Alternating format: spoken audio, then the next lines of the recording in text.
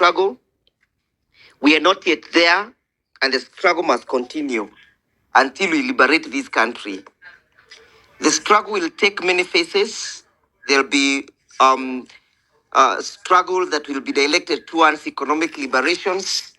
There will be struggle that will be directed towards political liberations. There will be struggle that will be directed towards social liberations. All this will culminate in making sure that we sort out the mess that is in the house. And as I sit to listen to the submissions of our colleagues who have been invited into this platform, I must say that we must out the gatekeepers. That is one of the fundamental obligations that we must do. And we have so many gatekeepers appearing in many faces and different shades. We have them that are locally or rather domiciled in the Republic of Kenya. We have other international gatekeepers who are gatekeeping our progress. So we must be able to identify them and call them out and oust them. We must also be in a position to ensure that we identify the individuals who are mutilating our economy, our social structure, and our political structure. We cannot do this until we're able to sort out the person who is entertaining them. And this is Mr. William Ruto. Why has it been that during the time of Kibaki 1 and Kibaki 2, he was able to deal with the IMF? Simply because he refused to become a puppet. So unless we handle and deal with the puppet, who is Mr. William Ruto, we may not be well geared towards dealing with these monsters. Remember, it is William Ruto who has entertained them. It is him who has welcomed them into our space for his own gains and his own benefits. So these gatekeepers must be identified. We must call them out. We must tell them that it's the time to emancipate ourselves. So personally, if we do not sort out William Ruto, if we don't send William Ruto home, either now or in the future, we may not be able to deal with other distractors who are distracting our economy. Those other mercenaries, economic saboteurs. Remember, we have kept on speaking about the goodness of our constitution. We have kept on saying how progressive it is. But 14 years later, we still have the problem we were grappling with during the times of Moi. 14 years later, we have a person in the name of a president who has become a spin doctor who thinks that now our children need to start paying school fees. How shall we emancipate ourselves from economic enslavement if we are not able to grant unto our children proper and quality education? So unless we sort out Ruto, because for me, I am so focused, I know the problem is William Ruto, then we'll be able to sort out other gatekeepers who are being hosted by Mr. William Ruto. It's true we have a problem in this country, and the problem is what was diagnosed in Nigeria by Chinua Achebe when he said that the trouble with Nigeria is squarely that of leadership. We find ourselves in the same position today.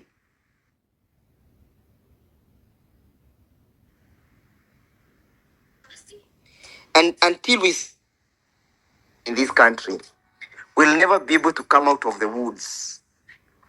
And the good thing is that the Constitution has created a roadmap through which we can be able to resolve much of the problems that we have. The roadmap is given under Article 10 of the Constitution. It has given us the footprints and what to follow and the indicators. For example, it's not everybody goes just because you have been out there positioning yourself. We'll have to evaluate these leaders and these individuals who want to contest for elections. Because if we elect garbage, we'll expect garbage in, garbage out. Is the high time we redefine our state? is it high time we get a rebirth of our state. We all intended and expected that after the promulgation of the new constitution, that would begin afresh. But unfortunately, the constitution was given to people who had dirty hands and clean hands to implement and to carry on with the realization of the new document. Now with the new movement that is now emerging, people are saying that we know we need leaders, but not every person who can go. It gives us an opportunity to subject our leaders to chapter 6 of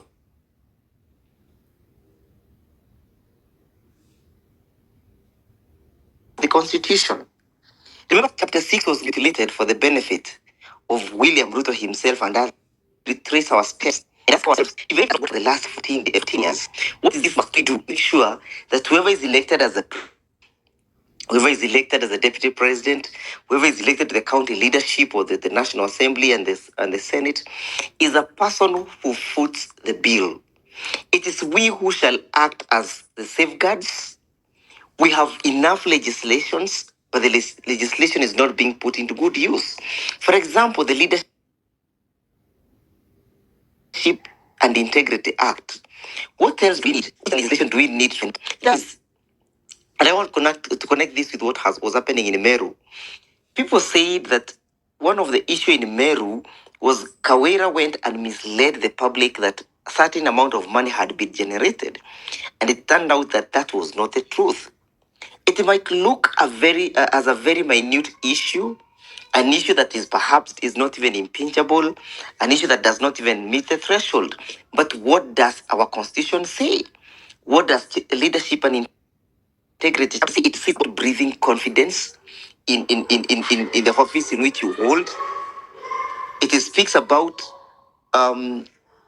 giving honor and dignity to your office. And, whether you're in public or whether you're in private.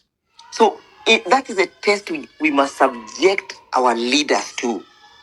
And we must go to the next election very clear that if you do not meet this criteria, you are not good to go. Because if we do not sort out this mess at this particular opportunity that has been given to us, it means we'll never sort out the mess in the country. Today I was at Fungamano, and Honorable Eugene was there as well. And it gave me a moment of reflection that 14 years later, when we all thought that the doors of Fungamano would be closed and the cutting drones, because we are back at Fungamano, not celebrating the gains, but lamenting